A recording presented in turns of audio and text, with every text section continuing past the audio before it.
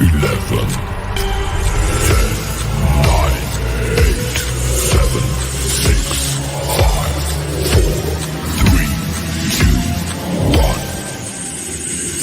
0.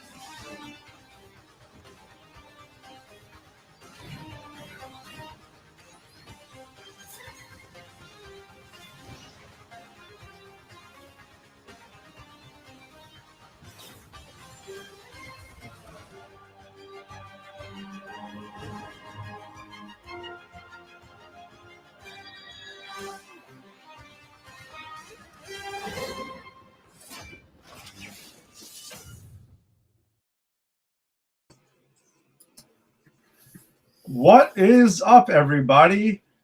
Now that was something, because you've noticed there's some things missing from that intro that have been added in, one recently and one as a been a fixture since the first episode of X-Men, the animated series. Yeah. So we'll get into why, but I'm sure if you're up to date, you're well aware by this point. But yeah, thanks for joining us, man. We are excited to be back here. Granny's Peach Tea, episode 155 for those who are counting. And yeah, we got a lot to talk about this week, all right? We got a Joker trailer to react to because we didn't have a chance to yet. We're going to be talking about the entire Fallout series that's on Amazon Prime Video right now that came out exactly a week ago. And we got two X-Men 97 episodes to talk about, episode 5 and episode 6, which dropped earlier today on Disney Plus. So spoiler stuff all over the place. So man, I'm everything. I'm hyped.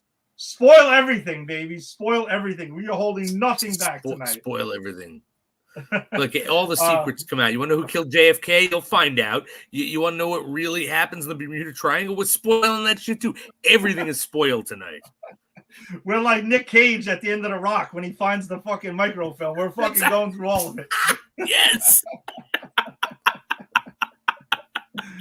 Oh man, that's it. I don't know why that was the thing that popped into my head, but thank you for joining us. Thank you for joining us on Facebook. Thank you for joining us on YouTube or X. It's really Twitter. Instagram or wherever you found your audio only podcast. That's a new thing. I'm spoiling that too. That's really what X is. It's really still just Twitter. We all know that. Yeah, but we're excited to be here with you this evening.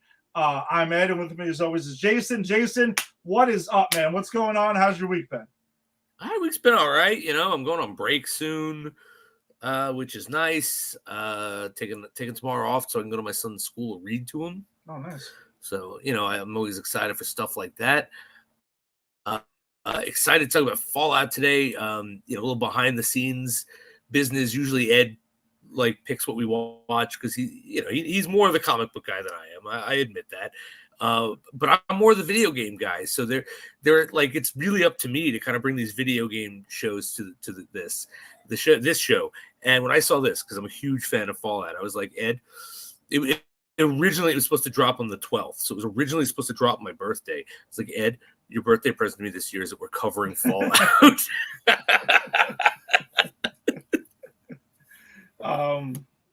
Yeah, I mean, listen, unless it's like an old school video game thing, Jason's the one who's bringing that to the forefront. Yeah. But I've heard of these things. I don't live under a rock. I mean, I've heard of Fallout. No, but of course, you just look. Most people. There are two kinds of people our age, right? Usually guys, but I want to say people because I'm sure there are women too. But Yeah. like you gamed as a kid and you either stopped at a certain age or you didn't, and both are fine. You stopped. I never did. Yeah, and the thing is, like, I see the games and I'm like, oh, that looks so fucking cool. I would be like so into it and everything like that. It's just that, like, again, I also have my other love for sports, and like it's all the time. So there's only so much time in a day. So I had to make the choice. I know you have to. If I had I almost had to give up gaming when I had a kid. It was rough. I just stopped sleeping, but there you go. You chose to like sleep is done. Something's got to go, man. But it's like, fucking sleep. It's like, it's not my son. It's not the game. So it's got to be something. Oh, man. So, all right. Well, also, by the way, a quick thing I wanted to discuss on here briefly, because sometimes we do talk about other crap that, and there's more of just a conversation I haven't had a chance to have with Jason yet, is, so since I remember I told you I went to see that movie Immaculate like a couple of weeks ago and stuff like that with Sydney Sweeney and stuff. And I enjoyed it. Yeah. The other day I went to see The First Omen. Oh, why? No. That can't be good. No, it is. Oh, what? Yes, it is. All right, stand corrected. I will say this. Okay. It is right next to the original as far as quality. Yes. Wow. Oh, all right. Legit. I was not expecting that. Okay. I'm going to check it out. When not in the theater, but I will check it out. Yeah. Shit. Nobody was. Okay. So when you get a chance, check it out. I mean, I remember as a kid, I saw the Omen movies and I was like always freaked out by it. I mean, kids are scary in general, right? Like, especially in horror movies. Oh, yeah. Yeah. Village of the Damned. Yeah. You know, they could be some creepy little fuckers, man. But yep. In this movie, though, it's about his like mother and like the whole concept behind the whole Omen. So it's some wacky shenanigans and stuff. But like the movies, though, I didn't know what to make of the movie when I first walked out of it because I felt like the premise of both movies start off so similar. If I didn't see Immaculate, I probably would have automatically jumped to like, I fucking love this thing. I had to like let it marinate. Oh wow! I know I had to let it marinate, but they eventually take two totally different paths, without spoiling anything. Okay, cool. Like they take two totally different paths, so there's some similarities though. But both movies are cool, man. Like honestly, pretty solid. There's been some solid horror flicks. I gotta be honest. Like it's been a pretty cool year for it. Yeah. I don't get to the theater much anymore, unfortunately. But let me ask you this, Ed. I know it's unrelated, right? And we won't spend any more time than we have to. But how is that Civil War movie you saw? Is that worth seeing? Because I have a little time tomorrow. I might be able to see a movie in the theater. Ooh, so man, right. I'm sorry. I'm just writing a thing. I'm trying to think. Should I? All right. So I liked Civil War. Okay. I enjoyed it, but I think you need to understand what you're walking into in order to enjoy it. Because there are some people who are criticizing it for shockingly not being a political film. It's not at all. Okay. Actually, I know. How do you make a movie called Civil? Yeah. How do you make a movie called Civil War and remove the politics?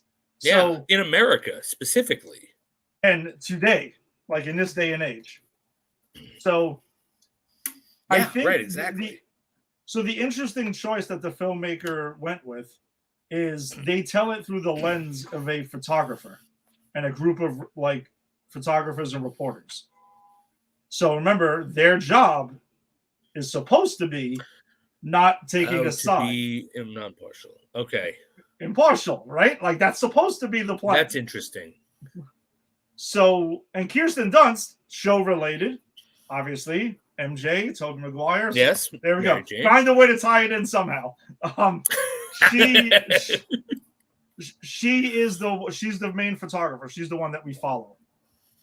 So, and she's also been asked about Spider-Man recently. That's in interviews when she's been promoting Civil War. Like, because the rumors are going around about Sam Raimi possibly doing a 4th Spider-Man movie now, and yada yada. And she even said, "I don't think we need that." Flat out, just, and I'm like, "You're denying work." I mean, you obviously need it. So I give her some props for that she at least came out and said that. But now the rumors are going around that he might direct the next MCU Spider-Man, like with Tom Holland. All right. Yeah, there's a lot of rumors going around I mean, Spider-Man these days. So, I don't know. But I think you would enjoy Civil War, knowing what I just told you, going into it, just what to expect. Because if you're going in like expecting one side or the other to be chosen, that never happens. They just kind of like show you what parts of our country would look like during a modern day civil war. And I felt it to be extremely tense. There was a lot of tension in that film because of that. You know what I mean? Okay, like when they go to these really like little towns, it's weird.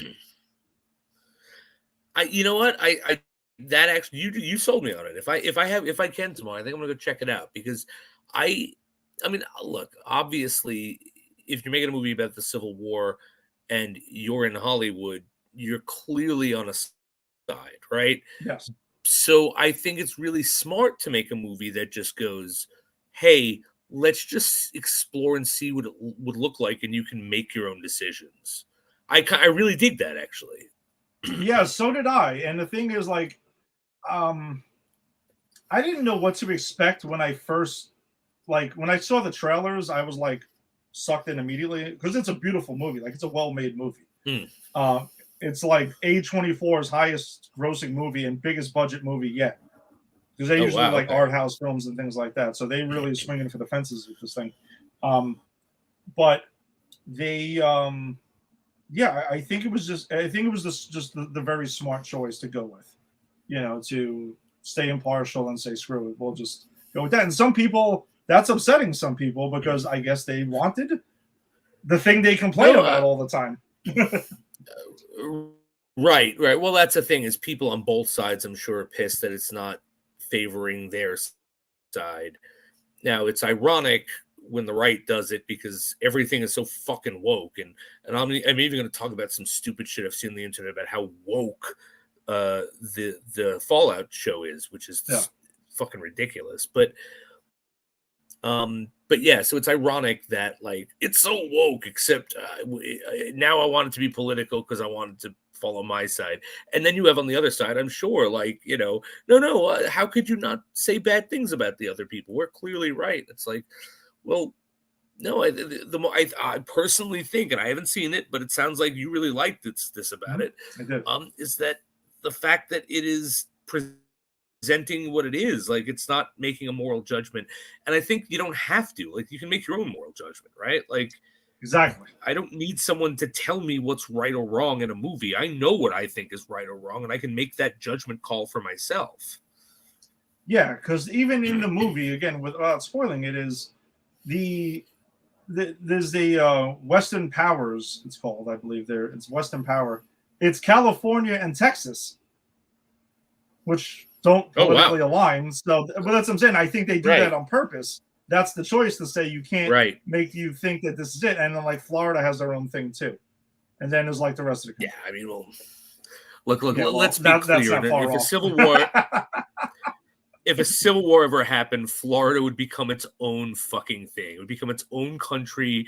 It would be like when Cataclysm happened in Gotham City and all the criminals took over. And no one in Florida even noticed the change because Florida is a crazy place. And I really wish Rick was here tonight to hear me bash Florida this much. He wouldn't disagree with you, though. He would probably pile on. He wouldn't. So. And to be clear, I actually like Florida. Every time I've gone to Florida, I've really liked it. I'm just kind of jumping on the bandwagon of like, Florida's crazy. Well, that's the thing. Floridians will be usually the first ones to tell you that that's the case. Exactly. Well, all right. Let's jump off that then. You've heard do like to do random off the cuff thing, but yeah, check out Civil War though. But I also want to hear your fucking opinion of The First Omen now. Yeah. Let me see what I'm going to see. I'm going to see. Hopefully I can make it. We'll see what the times are tomorrow. Yeah. All right. So let's get to our trailer reaction for Joker. Folie du? I don't want to. Okay. Did I? I think. Yeah, I guess. Folie du. All right. Let's get to that. Jason has not seen it yet. So this is his literally first reaction to the trailer. So let's get to it. Oh, let me just get that title card out of the way. Let's roll. Let's go, boys. It's showtime. Wakey. Hey, Fleck, you got a joke for us today?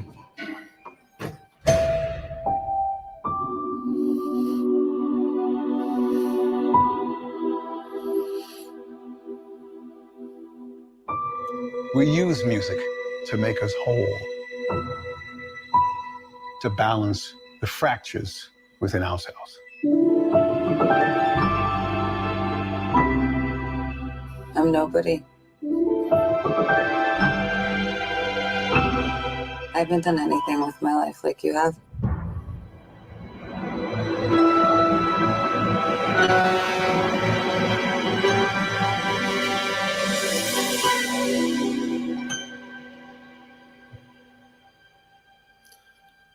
Let's get out of here.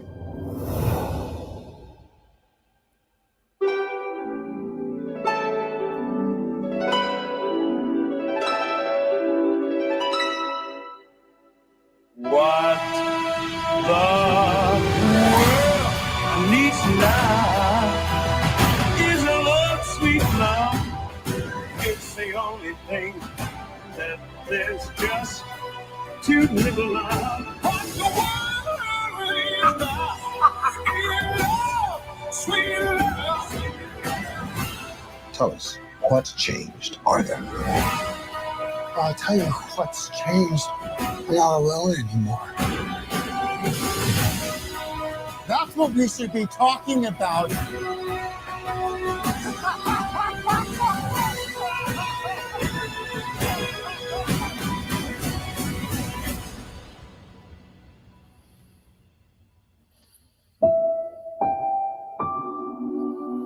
I want to see the real you.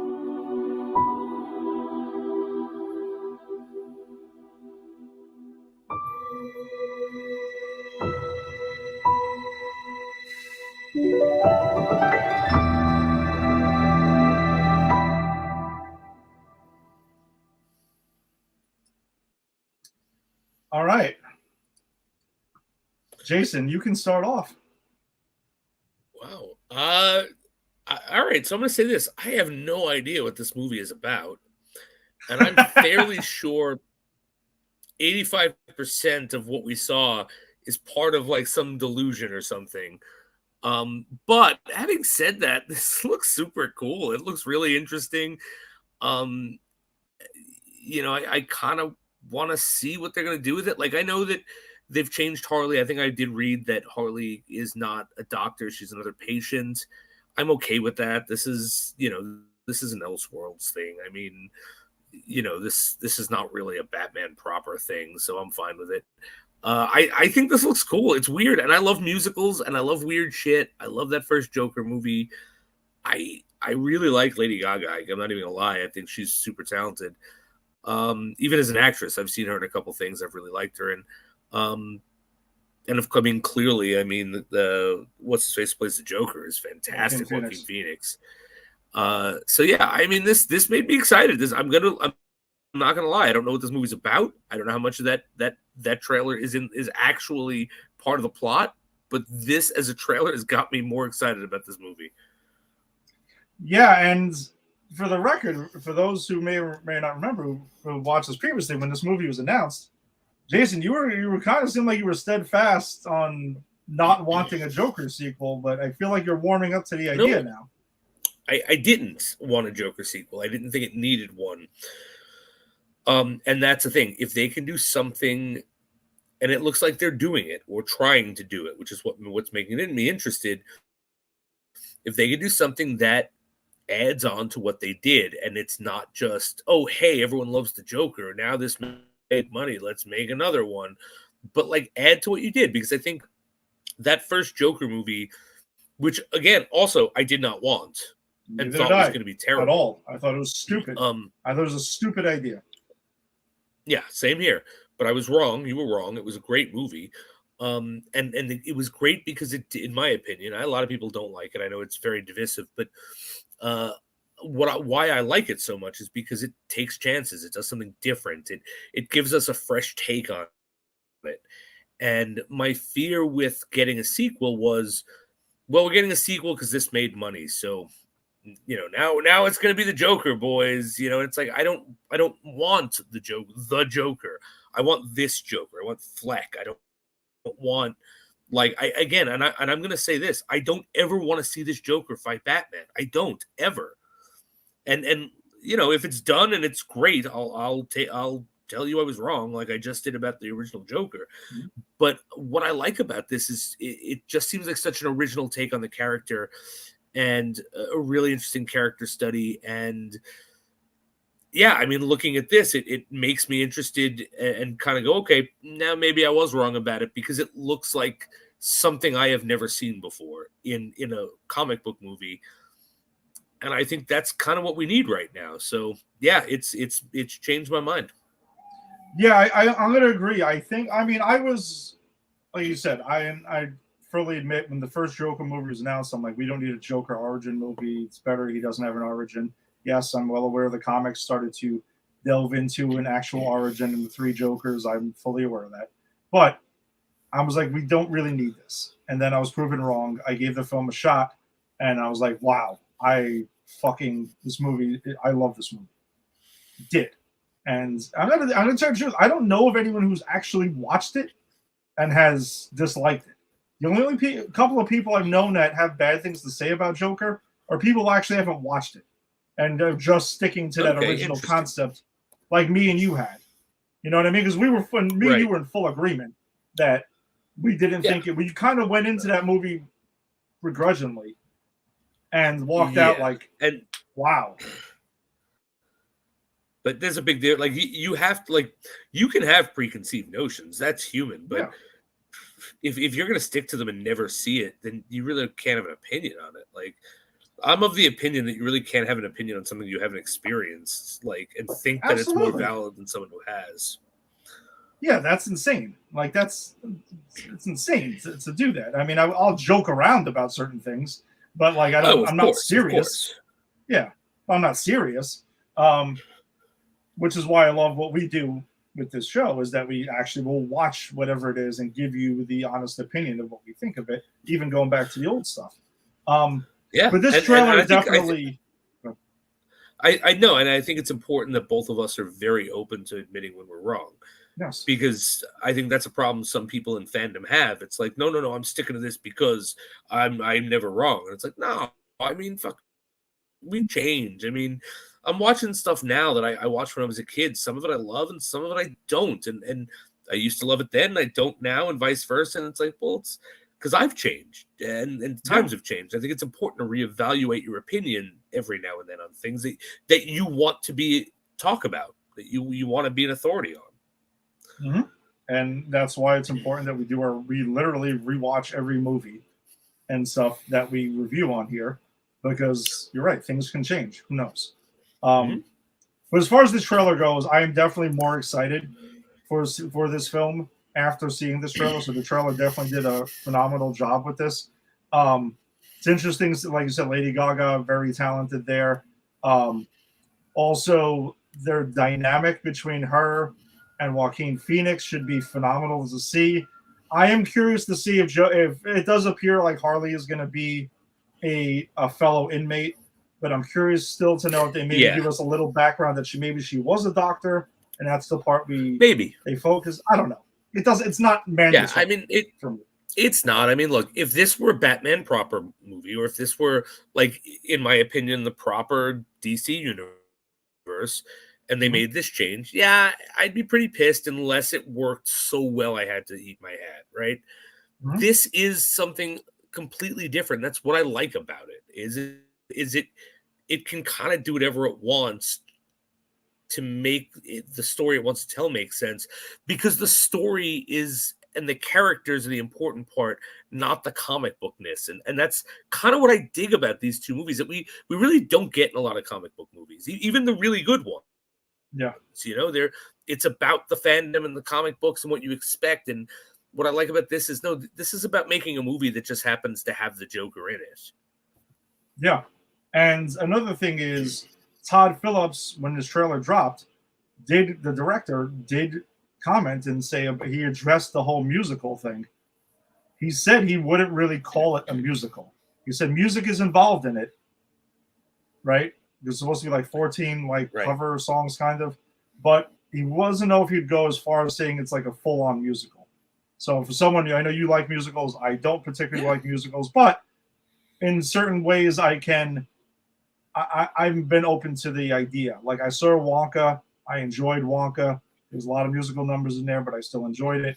I've seen some stuff on Broadway. I even saw Bronx Tale on Broadway. Oh, how was that? Is that any good? No, I liked it. I enjoyed it. And I love that movie. I really, really love it. Glogino. Yeah, exactly. So, in the right context, I can enjoy it. Even though I did not see Spider-Man Was It Turn Off the Dark. I refused to see that. No, I didn't, but now I kind of wish that we could find a video of it and cover it on this show. Yeah, Rick was the one throwing that out there to us now. Because I mean, once the insanity started happening on that show, now then suddenly I was like, wait, can I go there and some crazy shit's gonna happen? Right. Who's gonna die tonight? Yeah, exactly. So, all right. Well, we'll get to that. It's coming out this fall, so I'm excited to get, and I'll cover that when we get a chance to see it. All right. So let's jump into it. Fallout dropped on Amazon Prime Video last week. I'm dropping a spoiler ticker across the bottom because we are going to talk. Yeah, you are. Freely and openly about the entire series. So if you have not finished Fallout, you might want to tune out now and come back and check us out once you've seen it and had a chance to see the entire series. Yeah. The entire series. Not just see the whole thing.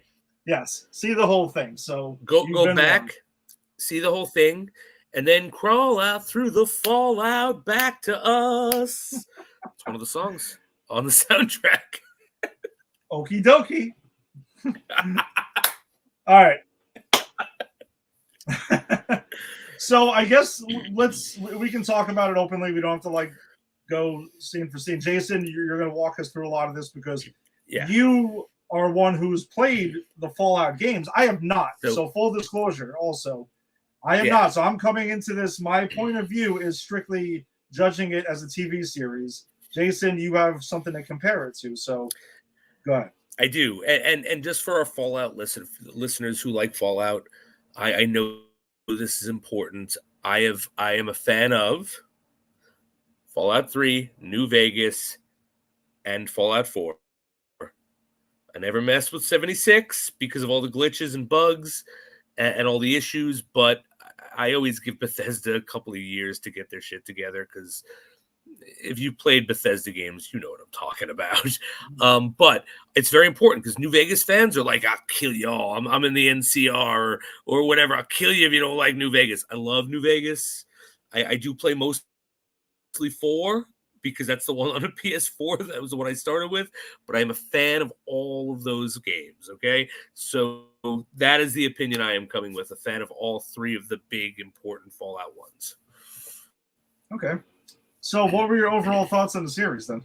As someone, and I'll share mine then. I loved it. I really did. I'm not saying it's perfect. I do have a couple of critiques, and there are certain things they change in the Fallout lore, I believe. But I didn't care. I loved it from start to finish. I thought it really nails the tone of the game, the feel of the game, the aesthetic of the game, because the game is such a weird thing, right? The game is, what if in the 1950s we got really technologically advanced in certain things but not in others? And so the 1950s persists, like the culture of the 1950s persists well into the future while technology advances. And then the world ends. What does the world look like from there? And it's such a weird and cool aesthetic that I didn't think a show would be able to do, because there's some weird, cool shit in these games.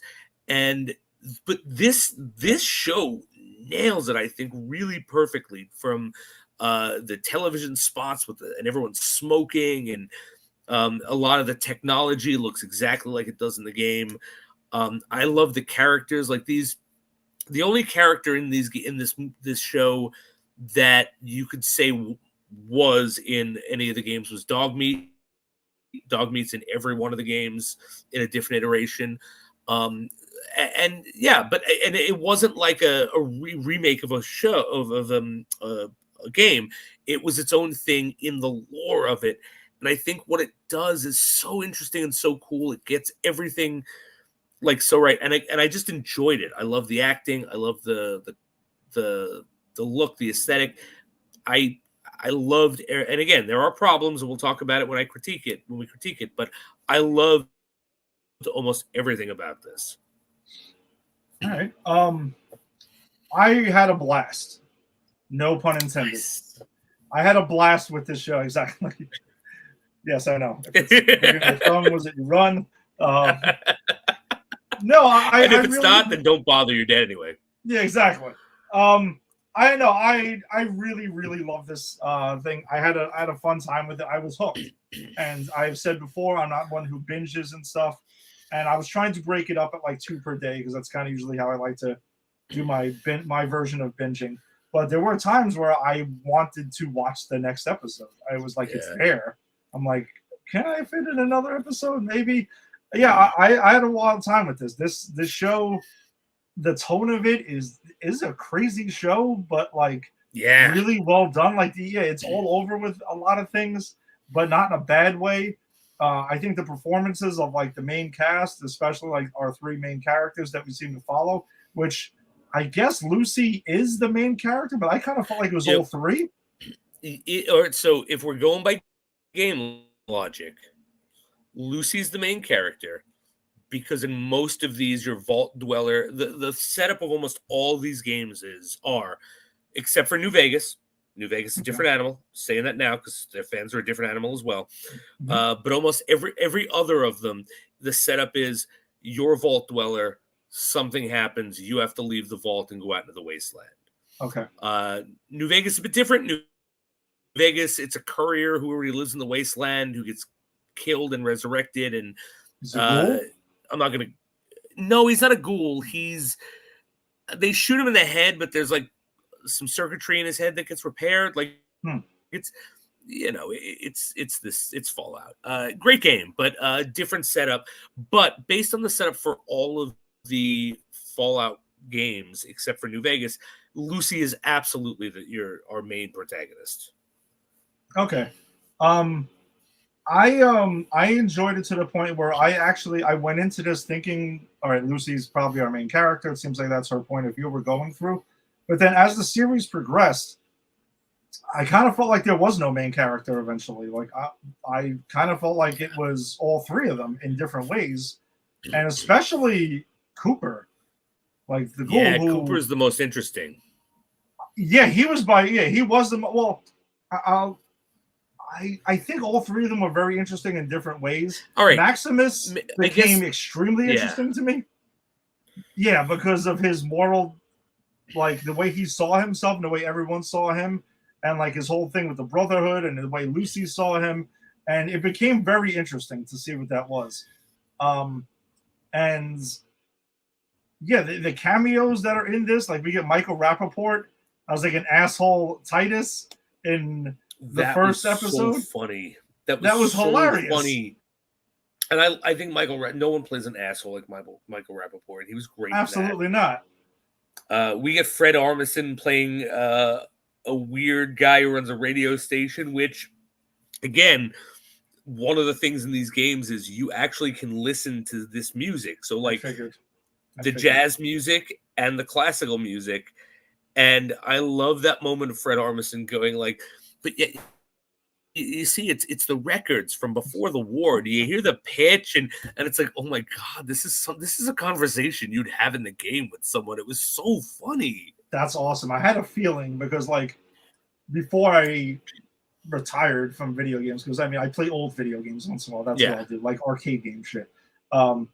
And I felt like Grand Theft Auto, like the way they used to do it, like Vice City and stuff. You get to like change the music and stuff, wherever it is. Yeah. And that's what I was like. I wanted to ask you, like, I bet you this was a part of the game. Yeah, absolutely. And some of the music that they played, the jazz stuff, as well as the classical stuff, is directly from the game. And there is a moment when they are in Vault 4. It's the episode The Trap, where they're trying to be foreboding when everyone's going, the Vault Dwellers in quarantine are going in. They're playing the Fallout 4 opening music. Oh, nice. Yeah, so they actually seamlessly incorporated some of the actual soundtrack of the games in here. That's the instrumental, the score. And I only noticed because I played Fallout 4 so many times that like I could pick it out like that. Like, I have literally platinumed that game on PlayStation and then went back to find mods to play with because I wasn't done. Wow. Okay. I feel like Walton Goggins, like he steals almost every scene he's in. Yeah, he does. Kind of how I was getting that feeling. What else? So yeah, I really did. I had a blast with a lot of it. I found each of the characters extremely interesting and their dilemmas and stuff. I guess there was a couple of parts where I felt like it was video game stuff, and I was gonna ask you about that to see if I was right or wrong, just the way it was written. But it didn't take me out of it. It was just kind of like, I'm like, all right, that's right. This is based on a video game. Because I was trying to, as I was watching it, I was trying to forget that. And just keep in mind, this is just a series. Don't try to like nitpick things that may be video game like stuff. And I guess my only small critiques of it that I personally had, and I don't even know if they're real critiques, but did you feel like the way it was shot where it would fade to black at times when a scene was over? Like it almost was like it was a commercial that was supposed to be there. Like they almost edited this to be for a commercial. I did clock. It didn't bother me or take me out of it, but I did clock that. Yeah, I did clock that. Okay. So I was all right. So it wasn't just me. And also, I guess the only thing is I'm dinging Amazon Prime Video for dropping this all at once. Like you didn't. I think it would have been so much better if you spread it out. I agree with that. And you know me, I'm the opposite of you. I like to binge. Like I watched this all in one day. I had Sunday, which I didn't think I would, because I went out for my birthday on Saturday, and I was, even though I drank less than I normally do, I was pretty hungover the next day. So I was not in a good place. So I kind of just like cuddled up, and my wife took care of our son. I just sat down. I had more time than I thought I would. And I couldn't stop watching. I watched all the Fallout. And one of my biggest critiques is, for Amazon, this would have been better served if it was episodic, because they set up some cool stuff. They set up some mysteries, stuff that, like, even as a big fan of the game, I didn't know where certain things were going. And I think it would have been, I mean, maybe I'm just thinking as a co-host of this show now, it would have given us so much more to talk about and think about and ponder, and we could have talked about the game more and stuff like that. Like, I don't know. I think I would have really enjoyed this more if it was extended. Yeah, or at least the Amazon version of it, right? Like with The Boys, they typically drop 3, and then it's one a week, something like that. That's fine. Yeah, that's fine. Because I still feel like it's just a missed opportunity to me, because I feel like we're going to talk about this show. People are going to be excited about this. It's getting a lot of chatter for like maybe a couple of weeks, and then that's it. And then it's going to disappear until season 2 comes out. And that's such a shame. X-Men. Yeah, well, on the other hand, X-Men, we're fucking hanging on this edge of our seat every fucking week and trying to like figure out and dissect what the hell everything means. Yeah. Like the opening, every little thing we're trying to like figure out what the hell are they, what are the clues here? I don't know. I just having more fun with it like that. Yeah. And I think this show is written and set up that we could have done that. Like I think that's the thing. I think there are certain shows that are great as binging because it's like, yeah, we wrote this as a long form movie that you watch episodically, but this was written as, oh no, we're set intrigue. You know, we want you to guess what's going to happen. It's a cliffhanger into the next episode, and I think that would have been better served in the way, as you said, the way Amazon does it. Drop your 3 and then 1, 2, 3, 4, 5 after. Yeah, exactly. All right. I also think too, since we're talking just small critiques, I think this could have been an episode or 2 longer. I actually think it wraps up really quickly. Like I loved the ride until the end, and the end was I liked the end, but I was like, but there's more to do here, guys. Like, what do you mean Act 2? Get the fuck out of here. We got shit to do with Moldaver, and you know I like this show because I remember names. But like we had shit to do left over, and I'm like, no, we can't. Why are we ending it here? So I actually think it could have had at least one more episode to tie up some loose ends. Yeah, I agree. I'm hoping, I mean, it's probably not going to happen for like another year or so at least, but I mean, I'm going to assume they're getting a season 2, and yeah, we're going to have to wait like a year to see season 2. And yeah, that's the part that kind of bums me out because I'm excited. I found something brand new that I had no idea about, and it's like, here we go. Because even like the comic book stuff, like a lot of it, I do have like a notion, even if I didn't read that specific storyline or character, I still have like an idea of it. This was like totally out of left field. I was like, oh yeah, there's that video game that I've seen pop up a couple of times, right, and that's it. Right. All right, so I guess what we can do is talk about it through some like the character point of view as well, and then we could pepper in some stuff. So sounds good. Lucy McClane, she's the Vault Dweller that we follow and stuff like that, and her dad gets kidnapped, and she goes out to the wasteland, and she is trying to find her dad, and she learns that shit's fucked up in the wastelands. People are not to be trusted. It's bad. Yeah, it's bad. It's like some real crazy shit going on, and just like her, she's still just her character growth from episode 1 to the end is fascinating to watch, right? Like she's the whole okie dokie and stuff, and like we meet her in episode 1, and the people from that are allegedly they're really like raiders that they're masquerading as people from Vault 32, and they sneak in. And one of them, she's supposed to marry. I mean, she has sex with this guy. Oh God! Like, and right you know what I appreciate. What I appreciate about that is, fucking Lucy is thirsty. Like before this, like this, like she is like, and you get this weird thing, which I don't know where this came from. I don't think this is a video game thing, but like, the cousin stuff doesn't count. It's like, fucking what? Your cousin. And it's like a throwaway line, right? Like, yeah, you know, like that stuff doesn't count, but we're gonna like go for this. I was like, wait, excuse me, what just happened here?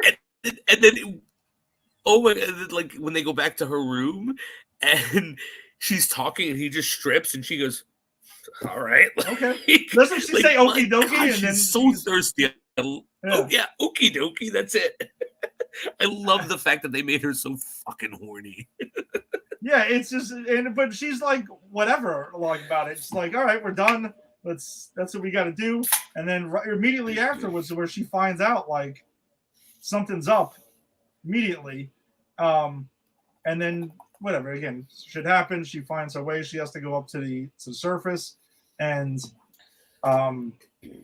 yeah, she just runs into so many fucked up people on her way. She meets Cooper eventually. She meets Maximus Titus in air quotes there. Right. And she's pretty much, he's like the only guy that she can legitimately trust. And she even says at one point, I've met everyone up here and everyone's trying to fucking kill me. Yes, right? Maximus is caught in the suit. Yes, including Cooper. And she eventually runs into Maximus in the suit, and he's asking for help, and she's like torn up and ripped up, and she's had a finger cut off and replaced at that point. She's been forced to drink radioactive water by Cooper. I mean, she's seen some real crazy shit, and she has to explain like why, like he has to. I'm sorry, Maximus has to explain, why should I trust you? Like to help me out of the suit. How do I know you're not going to try to fucking kill me? And he does, and they go off and they kind of like form their little bond there, and then eventually they're locked up in another vault, and she's even like, have sex? Which that scene is hilarious. Oh God, the exchange between the two. It's hilarious, but it's so weird. Like, it is weird. It's weird as fuck.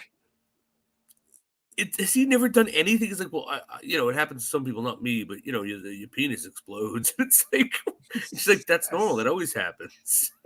She's like, ideally, so that's the plan every time. And yeah, so he was obviously like, I mean, but we also learned something about Maximus and like the Brotherhood, right? Like the assumption is they're kind of like taking a vow and kind of like some sort of priesthood type thing, and religious type thing, like they're not supposed to be. Yeah. So when we don't know that until that scene, like that, I don't recall that ever being mentioned until later on. And I don't think it was, and I don't actually know if that's in the game or not, because you in Fallout 4 you can romance characters, and by romance I mean get it on.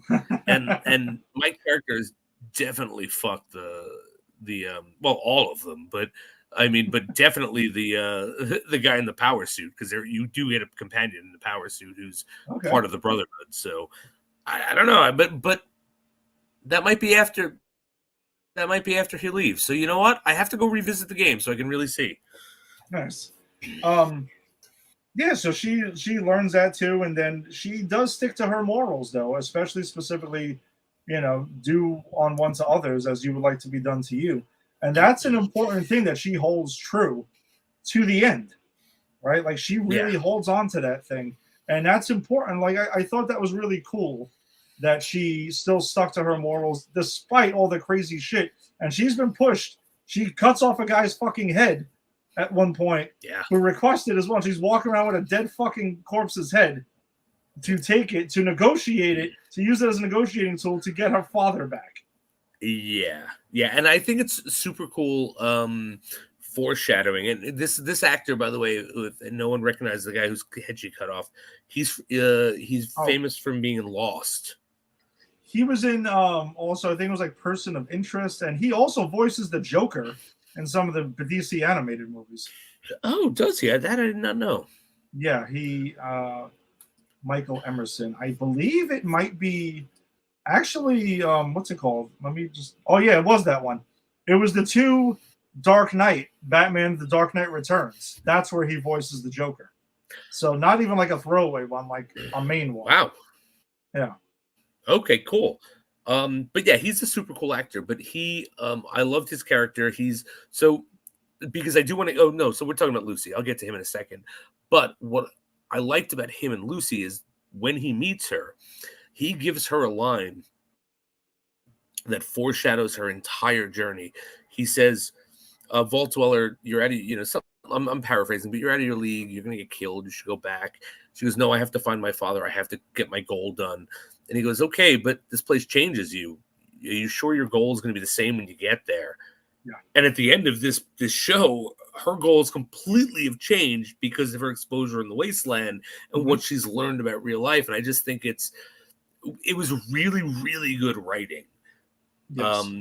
On that, like that foreshadowing that I didn't realize, like, oh shit, you're foreshadowing her whole character journey. Yeah, and that there is a lot of that in this show where I feel like that's why I really enjoyed like the show, such a well-written show.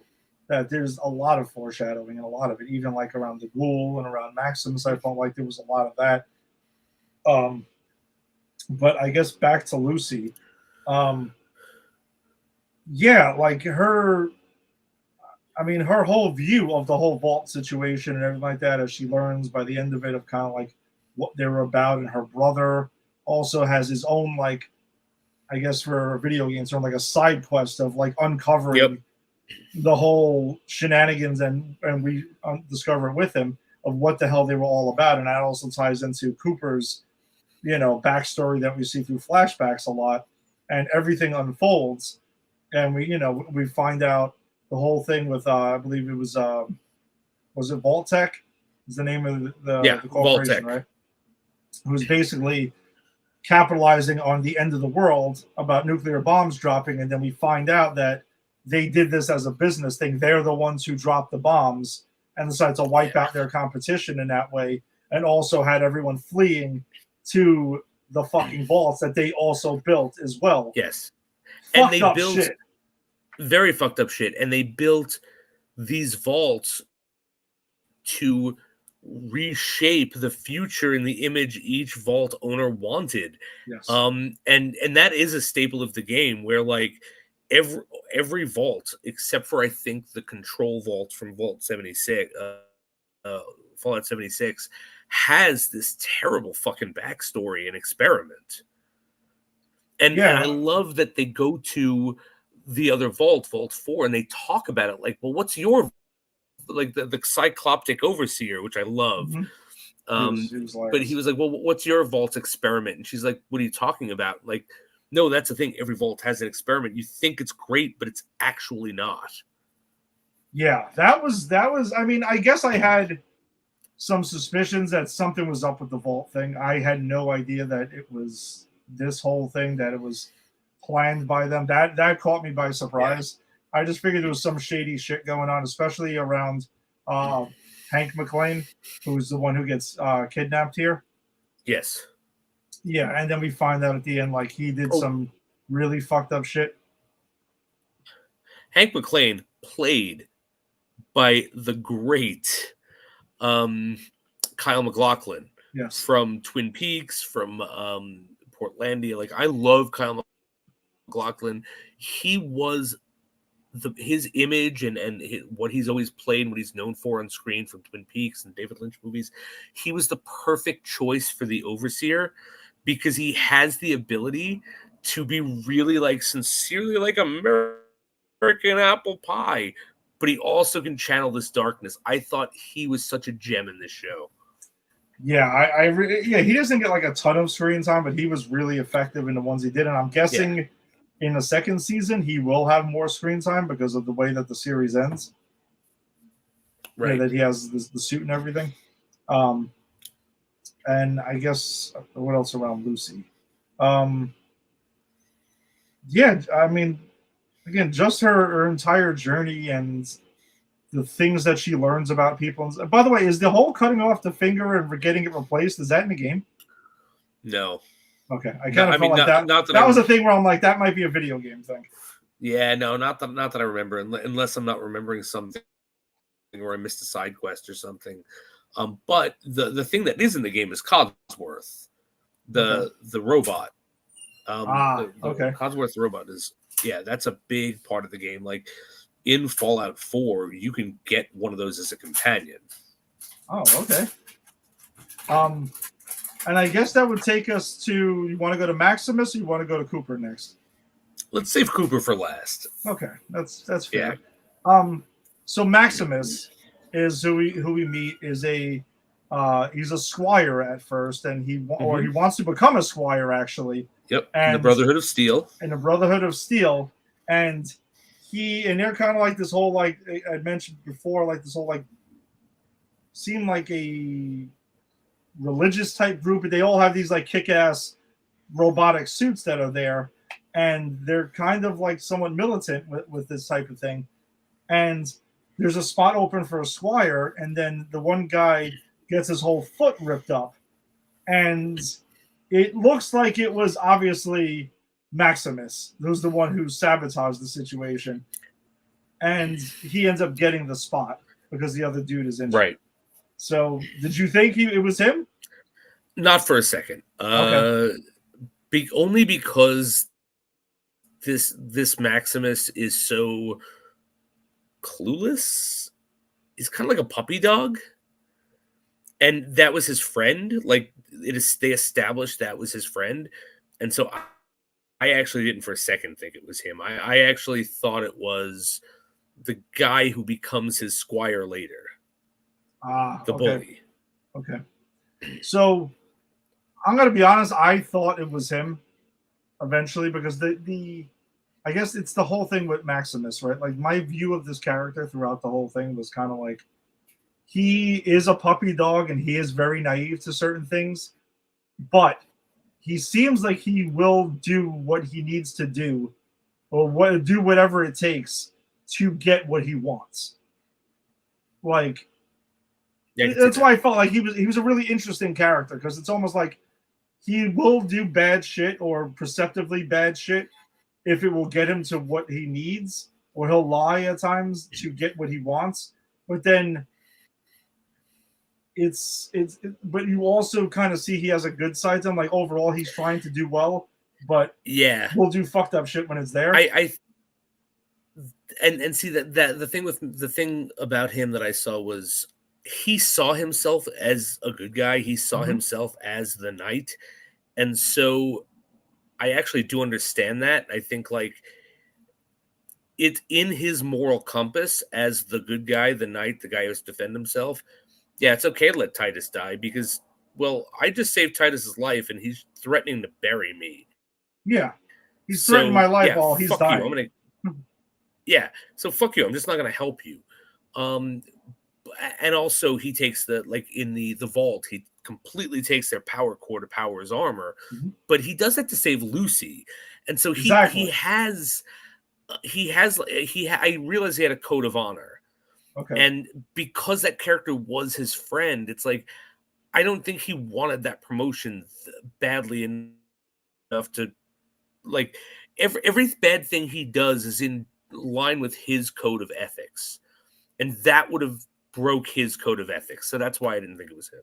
Yeah, exactly. So that's a good way to put it. I feel like he does have his own code of it, and he's going to do what he needs to stick to. But there is some things he will go out. Now it doesn't align with everyone else's code of ethics. He has his own, and he's going to kind of like rock with that. Like you had mentioned. So he's the squire to Maximus, who was played by Michael Rappaport, who's being a total dick, and you can see Maximus looks at him in that scene and is just like, dude, you're a knight. You're supposed to be making this place a better place to be and being a hero. You're a total coward and like a douchebag. And you don't deserve that armor. He says, paraphrasing, he says as much. And which is why it's like, hey, I don't have to save you either. And he kind of lets him die. He takes his suit, assumes his identity, because he knows the Brotherhood will fucking kill him. The things that Titus is yelling at him as he's dying is true. And he's like, all right, well, this is a way I can get around it. So he's parading around in the suit and doesn't really know how to use it. And that's when he encounters Cooper as the ghoul and he's kicking ass until he's not, because he doesn't really know what he's doing. And even Cooper says as much, right? Like when he cuts the cord or whatever, he's like, you're driving this thing around like a fucking shopping cart. Like, just basic training isn't what it used to be. Yeah. Oh, Cooper's so cool. I agree with that. And again, he's got his own code of ethics that he's sort of living by. And I think all of them do. I think that's the interesting part, right? Lucy has her own code of ethics, and that is do unto others as they do unto you. And Maximus's code of ethics is, well, you got to serve the greater good in any way necessary. Mm-hmm. And Cooper's code of ethics is, I got to do what I got to do. Yeah, basically. And that's it. And I think it's really interesting that these three characters with these very different code of ethics at some point collide, fight, and then join up. And it's super interesting. But I think Maximus is really the guy who you could see, like, it really pushes his character forward. Yeah, because then we see him, like, he meets up with Lucy, and you're right, he sees Lucy as a friend. We had mentioned about the whole thing when they were in the in Vault 4, and you're right. He steals their power thing, but he's like, fuck it, I'll let all these motherfuckers go. They'll die if I save my friend. And so he does that, but then later on, since he sees Lucy as the friend there, he also has that moment with the Brotherhood when they're gonna fucking kill him at the end for lying about. He also brings them a fake head. Yeah, he's that's like right. kind of like done with the Brotherhood, but then when he has to, he kind of like flips it on them. Was like, all right, I can take you to the real head, but then won't sell Lucy out still. Like his whole thing is he will go because she invites him to come live in the vault with her, and he's cool with that because he gets a taste of the vault in Vault 4. He loves it. He loves we it. see with the caviar and a bathrobe and a hot shower. Even when they mention hot shower, he's like, "What do you mean by that?" And then we see him like warming it up and everything. That was so funny. And I love when Lucy's telling him about her vault. She's like, well, I mean, we don't have caviar in my vault. We have tuna. And if you like caviar, you'll like tuna. Yeah, right? Like, whatever. It's fish. Dialogue was so fun. Yeah. So I that's a lot of the stuff with, with I guess, Maximus. Anything else you want to talk we about? Also get the thing. So he makes real stupid decisions. Like when he gets the new squire, which is the bully, the guy who bullied, which I love, by the way, that when he asks him, well, why did you bully this guy? Because they all think he's dead now. Because that's what he says. The Brotherhood calls him, pretends to be Titus, which is dumb, and says that he's dead.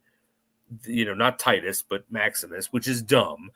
And then they send him a new squire, which is this bully. And he makes the bully talk about, like, well, why did you do what you did to him? And he's like, I don't know, people were doing it to me, and I just didn't want it to be done. I figured he would live long enough to do it to someone else. And I don't know, I thought that was a really interesting perspective of humanizing a bully, Yeah, that really is.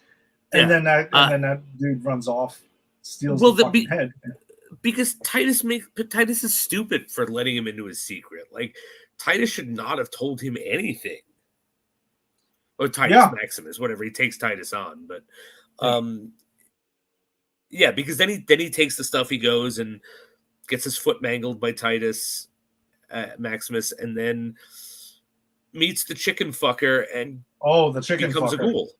Yeah, we got to talk about the chicken fucker separately, but and then becomes a ghoul, and that's the kind of last we see of him. Yeah, right. Like that's. I guess that was also because someone asks him, "Are you a ghoul?" or something like that, and I think he even knows and like that because whatever. We can talk. You want to talk about the chicken fucker then? Let's talk about Dr. Chicken Fucker. Dr. Chicken Fucker, MD. So is he a character in the game? He is not a character in the game, but there are characters like him in the game completely. Okay. Yeah, like I that's figured the thing. There was a character that has all these serums and shit. None of these. There are characters that are drug dealers because in the game, and you see it in this, like when you see the Raiders in Vaults 31 at first, and one of them takes a puff of something and like goes crazy. Like that's the game because there are like lots of drugs that like street pharmacists mix up that give you buffs but also hurt you after the buff is done. And so the chicken fucker is just one of those like drug salesmen that like throw together concoctions. And the one thing he gives this guy is it ghoulifies him, which that's weird in the lore. I don't think it works that way, but whatever. I mean, this is a different animal. Yeah, they're creating their own Fallout lore. So I mean, yeah, right. I don't know. I just kind of assumed that. I was like, this seems like something in the game where it's like, all right, you find somewhere and you get to choose whatever potion and shit like that, and you get whatever. I don't know. I was obviously way off on that. No. I mean, yeah, though. I mean, there is a guy who sells that kind of stuff, and he's just not special. Okay. And I guess that also. Then I guess that takes us to Cooper. So, yeah, I guess it does. Yeah. So Cooper is the character who's the ghoul, played by his name is Cooper Howard, played by Walter Goggins, who we've said is like scene stealer extraordinaire. like this guy is an amazing actor. This guy needs to get a lot more accolades. Like I remember the first time I saw this man was in The Hateful Eight, and he was a scene stealer. And I know he's done other stuff before that. This is the first time I saw him. And then he was in Ant-Man 2. Yes, which he's totally underutilized in that movie. He absolutely is underutilized in that movie. And then my favorite role of his is from the Righteous Gemstones. If you remember, when I got into that, that's when I started the Church of Kal-El. He plays Baby Billy in that, one of those proselytizers. This guy is such a great actor, and watching him in this, he's literally playing two different roles. Same character, but two different roles. And he's amazing at both of them. Yeah, you're right, because he's playing him pre-bombs, basically. Yep. And, and now. He's playing Cooper and the Ghoul, right? Two different people. Mm-hmm. Who's also, by the way, in Invincible as well. Yeah. And that's a cool thing. That's a thing about the lore in this that I said, like I was saying before, like they fucked with the lore. Like ghouls are not invincible in Fallout the game, and I know that because I've killed like thousands of feral ones. Okay. Because in the game there are feral ones, and they're pretty much just like zombies that come at you and try to eat you. So the thing is, like, so again, that in the game they're not, but in this they are, and so yeah, he gets shot and it doesn't even matter. Yeah, well, doesn't he kill other ghouls though? If I remember right, doesn't he? Like, didn't you have to like shoot them in the head or some shit like that? Maybe like that's it. zombies. Maybe they're going shoot them in the head route. Yeah, if I remember right, because we also find out that so apparently this guy Cooper, when this whole thing starts, he's this actor who goes ahead and he's like, we meet him, he's doing like kids parties and stuff as a cowboy, and he's kind of being mocked by the people at the party, and then we see the bombs drop, and then through flashbacks, we find out more about him, that he was an actor who was in some movies and stuff, and he seemed to be a good dude, and his character, he had strong feelings about it, because there's one scene where the director of the film he's doing wants his character to kind of like turn more mean and start killing his adversaries instead of arresting them. And he even's like, I don't know about that, like that's not really my thing and stuff. And he's explaining to him, like, you got to amp it up. It's the way times are changing, man. They want the heroes to start killing people, even though we've seen what he does in the future. Right. No, that's the thing, is he becomes the person they want him to become in those movies that he doesn't want to be in. And there are so many of those moments peppered into the past, like the fact that he wants to retire from acting. He's a famous actor. He's a wealthy actor in the past. He wants to retire and just go back to being a cowboy and raise cattle and stuff. The way he is with his daughter in the past is very gentle. The way he is with his co-star, the Native American guy, who's like, I played stock Indian guy. He's like, no, what are you talking about? You played and I forget the name, but it was like a stereotypical Native American name from like a 1950s movie. It's like, you played him with heart and with bravery. Like they really show you that he is just this really good, compassionate guy in the past, because in the future, he don't give a shit. No, because when we see him in the future, or in our current time in this, when we're seeing him, he is eating other people, other living things. He's doing whatever he's got to do to survive, man. He's killing whoever he's got to kill. Yeah, he's teaching Lucy that through a lot of it. Yeah, he's her anti-moral compass. He's the one that kind of gets her, like, hey, look at what you have to do to survive, because I was like you, right? And he was idealistic. Like, what we see in the past is his wife works for Vault-Tec. She gets him to do these like Rod Serling-esque bits where he's like in black and white in the 50s smoking. And I love that everyone's smoking in this, because it's the 50s aesthetic, right? Everyone smoked in the 50s. And they have him selling Vault-Tec, but he's like, no, I don't really believe in this. And he goes so far as to bug his wife's Pip-Boy. And that's a thing from the game, the Pip-Boy that she's wearing. and listen in and finds out that like she's kind of complicit in the planning of the end of the world. And like everything he does in the past shows that he is a compassionate, good, idealistic guy. And how many times he say, I didn't go to war for this country for this to happen. You know, he's like, so he's a compassionate, idealistic guy who fights for principles. And then to see him as the ghoul, it's like, holy shit, times have changed. Yeah, well, he even literally has a line that tells Lucy early on, like, I was you. Yeah, he does. Give it time. Right? Like that he does tell her that, and that's also, you know, what he sees is like foreshadowing there. And obviously she doesn't go to that extreme, at least not yet. Not yet. Not yet. I can see it happening down the line. I can too. And I think if this show goes long enough, that's exactly what happens. Yeah, so other things we've seen with him is he kills the dog initially, and me and my wife, of course, cringed at that, but it was off camera, of course. And, you know, they don't show it per se, but then he gives him a med pack shortly after and brings the dog back to life. And we see him with dogs in his past life. Yes. Oh yeah, no. And there's a line that he says to Dogmeat, like, "Sorry, boy, you're just not him." Yeah. Which I thought was beautiful. I also want to say that I loved, real side note, I love that, like, when Lucy gets stabbed or people get shot or Dogmeat gets stabbed to death, it's like, Stimpack, this will work. Because again, that's a video game thing. Okay. That's just like this rusty needle you shove into yourself and get full hit, more hit points. Mm-hmm. And I love that it's like, we're not going to explain how this is going to close my wound. And it's clearly not going to close my wound, but it's going to allow me to fight my way out of this vault or bring this dog back to life. And it's like, yeah, you know what? This is video game property. There's some shit you don't need to explain. Yeah, because at that point, it's like we always say, right? Like, you have your own rules. You're building your own universe. Just stick to it. And they do stick to it, at least, they do. What I recall.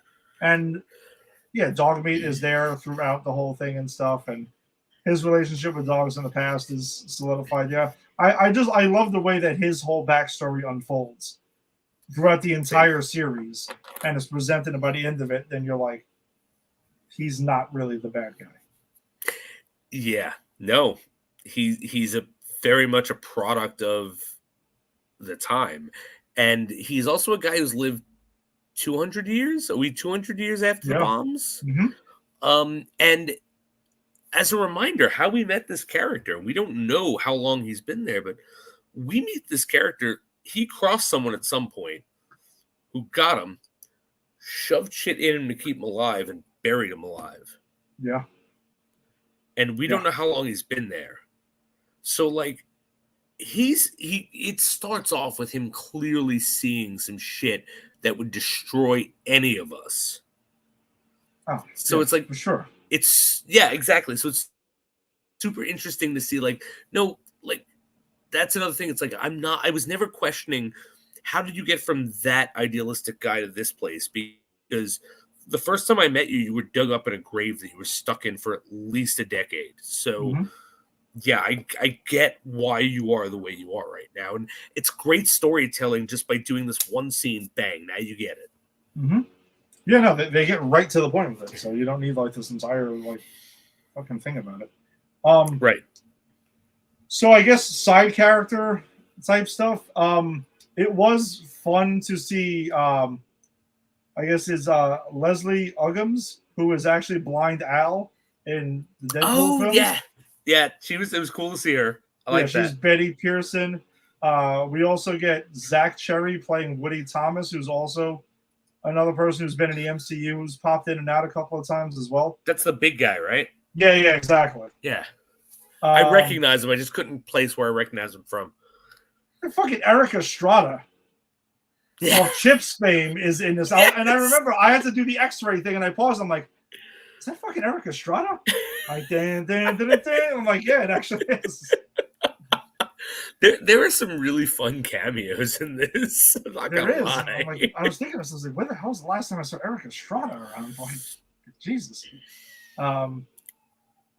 what else? I'm just scrolling. Well, actually, we could also talk about Lee Moldaver as well. Yeah. Okay. Yeah. Let's talk about Moldaver. That's actually a character I thought. When I say that we could have gotten another episode, that character is who I'm thinking of, because I think so. I spent most of the show thinking that it was his daughter, Cooper's daughter. Okay. Right. Yeah, because I can see we don't know what happened to her, and she's making moves and stuff, and he's very interested in finding her, and he has that moment of like when he that very cool scene where he's brought to like one of the guys who just proclaimed himself emperor of the city that he's living in, and he knows him and he murders his people and takes the thing of Moldaver and goes, "Who is that? Moldaver? That's not how I remember her looking." And that's why I was like, "Oh shit, maybe that's his daughter." It wasn't, and that was fine. I thought it was fine that it's someone he knew from the past. But we never found out how she got here. Right? Yeah, because I mean, she would have had to live 200 years, right? Like, so there's gotta be something. So is she a ghoul? She clearly wasn't in Vault 31 with Buds. Yeah, you're right. And with cryogenics, which cryogenics again, that's a thing in the game. That's Fallout 4. You get duped into coming into a vault and you're tricked into going to cryogenics, and you wake up and your son's gone. You got to track him down, but yeah, so she wasn't there. So they really needed to tell us how she is here, but they didn't. And I guess they're waiting for season 2, but like, I felt I needed to know that. Yeah, that's one of the unanswered questions that I think they're going to have to get into in season 2.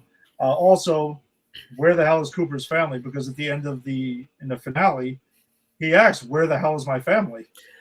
So he thinks they're still around somewhere. They've got to be in a vault somewhere, right? No, well, actually, no. His daughter can't be. His daughter was with him the day the bombs fell. So his wife might be in a vault, but his daughter is probably a ghoul. Yeah, well, that's what I mean. I'm curious to see where these, like, I don't think they would mention that, and just to say, "Oh yeah, they're dead," and that's it. Like, I think there's definitely things to uncover with that. For sure. I don't know. There is a lot still to get to. So, yeah, there's the Moldaver stuff. There's what's happening with Maximus now and his thing. Because, Lucy also, I feel like there's still more between those two that's left uncovered. Obviously, Hank is running around in the fucking Knight's armor now. Yep. That's there. Also, like, what the hell is the Brotherhood of Steel doing now, moving forward? I love that you find out that Hank and what's the woman from Deadpool's name? Betsy? Betty, yeah. Betty. I love that you find out that Hank and Betty are from the past, cryogenically frozen. And there's this whole thing about like the only people who've ever been Overseer have been from Vault 31. That's weird, isn't it? And every time you ask them, well, what's going on with Vault 31? I don't know. I guess the mashed potatoes were a bit better. And they all say the same thing. Like, I love that. But I love the reveal that like these people, no, they're completely complicit. Like they are from the past, which is the problem that set this up. And I kind of curious, like something I hope they delve into in the next season is what's the difference between Vault 31 and 32? Because Vault 32 killed each other. Yes. So exactly. So why are the leaders? Yeah, like you said, all the leaders are coming out of 31. What's their deal? Sorry, let me fix this thing quick. And yeah, and like I guess 33 does crops and stuff like that. I mean, I guess I just knowing Vault Tech as I do in the game, there's got to be a reason that 32 killed each other and 33 didn't. Yeah. So another mystery. And plus, there's a new Vault 32 now, right? Because after they find all the people that killed each other, they cleaned it up and then sent half of Vault 33 over there. And I think that's why it's important. That's why I'm curious about it too, because it's like, okay, why did you send who you sent over there? Like, Exactly. what's the purpose of the vaults? There are 3 vaults. Why are there 3 vaults? We know what 31 does. 31 is the cryogenic place in Bud's brain in a jar or in a robot, a robo brain. It's actually called a robo brain in the game. Okay. 33 we know is the control group because nothing happened to them. What are they testing in 32? Yeah. I know. It seems like we're going to have a year to find out. I'm just kind of annoyed by that now. So I enjoyed the damn thing. So. Before we move on, I do want to, because I didn't say this when we were talking about Cooper. Mm-hmm. He has my favorite line of the game in the movie. Sorry, it's when he goes, ugh. The rule of the wasteland: thou shalt always be sidetracked by bullshit side quests. And any Fallout player knows that the fun of the games are the side quests. When I play these games, I will do the bare minimum fucking quest for the main story because I'm so busy doing these bullshit side quests. So I love the fact that they kind of just called it out there. Doesn't he also deliver something in the finale, some line that's supposed to be big with Fallout? I thought it was something about war. The war doesn't change anything or something like that, some shit. Yeah, I think so. I didn't clock that one. I'm sorry. But yeah, that I know what you're talking about. I just don't remember it. Okay. All right. Well, we enjoyed Fallout. Hopefully you did too. If not, I mean, if you didn't finish it yet, go check it out. It's on Amazon Prime Video. The whole 8 episodes are there. They're all usually around an hour each. Can I say one more scene? I'm sorry, because it was one thing I also wanted to talk about. The thing that got the most laughs for me was in the episode The Trap, which is where they're in the vault. And it's when, Lucy is literally the villain here, going up and fucking up what they're doing on 12. And then the overseer, the racist, not the racist, but the overseer hates Outlanders. So it's kind of like classism, I guess. Mm-hmm. It's like, all right, we have decided that you will be executed. And he pulls up the sword by banishment. And then he just starts making small cuts in her chains. And she's like, what? You're letting me go? Yes, but you'll be dead. The surface is dangerous. You'll be dead in like minutes. Cut. And she's like, but it came from the surface. Yeah, you'll be dead. I know it's dangerous. Look, we're going to give you 2 weeks of water. It's like, that was so funny because it set this place up as being like the most evil, barbaric place, and people are putting ashes on them, and you think they're sacrificing each other. You think they're doing all these experiments, and it's like, no, they've overthrown the experiments. They're really good people, and the worst they're going to do to you is just send you on your way better than you came. And I thought that was just so funny. And also the sword, he asks somebody to sharpen it because apparently it's not sharp enough. Yeah, sharpen the sword. It's the whole setup, like sharpen the sword. Like, and then when Titus comes in and starts just smacking people around in the power armor, she's like, no. And it's like, oh man, no, this isn't good. It's great. I love that moment. It's such a funny moment. All right. Well, let's shift gears then. So we still got some X-Men 97 to talk about, episodes 5 and 6. We're going to focus a bit more on 6, but 5. Jesus, dude. Yeah. Episode 5 was fucking bonkers. Like, that left me speechless when I watched it. It was wild, right? So last week's episode was episode 5. Basically, Magneto is going to Genosha, and they're kind of like going to turn over power to him since they're like joining the UN and everything like that. And he runs into some shit there, and they want him to rule, but it needs to be with Rogue at his side, right? And he basically has this whole conflict that with it, and she talks to him about it, And they have, like, she also has her feelings for Gambit, and there's a lot of jealousy going on there. Obviously, this love triangle has been set up this entire season. And they even have this, like, dance that's like when they both float up into the sky. And by the way, that's what we talked about in our group chat. If it's a blink and you miss it, cameo by the Watcher. There's a Watcher in the sky during that scene watching them. Wow, that's cool. That is. So pretty awesome to kind of like bring X-Men 97 kind of into the fold. And I'll get to a little bit more on that because Disney Plus had a very interesting detail on X-Men 97 that just changed recently. Well, whatever. Short version is that's on the Sacred Timeline. X-Men 97 is on the Sacred Timeline? If you look within the where how the shows are like disputed and like are organized and stuff, they're part of the MCU. It's listed in there. So I think that's interesting.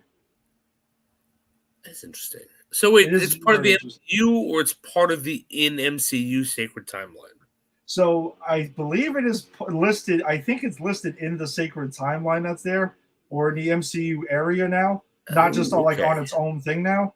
So I'm not. We could be reading way too much into this, but you know, it's just an interesting little detail. But they still have their own shit, especially as in episode 6, you see they do their own thing. But in episode 5, though, while this whole thing is going on, and when Rogue is contemplating, like, do I, for the betterment of all, do I, go ahead and I go with Magneto and do the thing? But she ultimately does choose Gambit, but isn't able to tell him yet because all hell breaks loose and these fucking Sentinels show up, like triple-headed ones, and there's a huge battle that breaks out. And boy, is there some shit. Like, even the Morlocks are there, and people are dying. Callisto dies in this thing.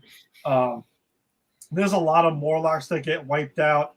Rogue's battling them too, but then there's a scene there where Gambit is joining the fight and gets stabbed and genetically charges the thing and hits him with his catchphrase in here of, the name is Gambit, remember it.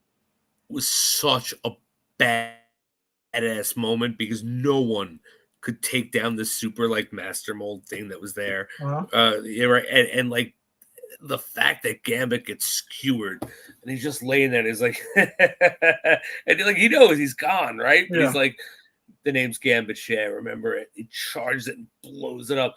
That was I thought for a moment Gambit might be dead. Maybe he is. I don't know what they're doing. I mean, he's not Uncle Ben. He's not Bruce Wayne's parents. So by the rule.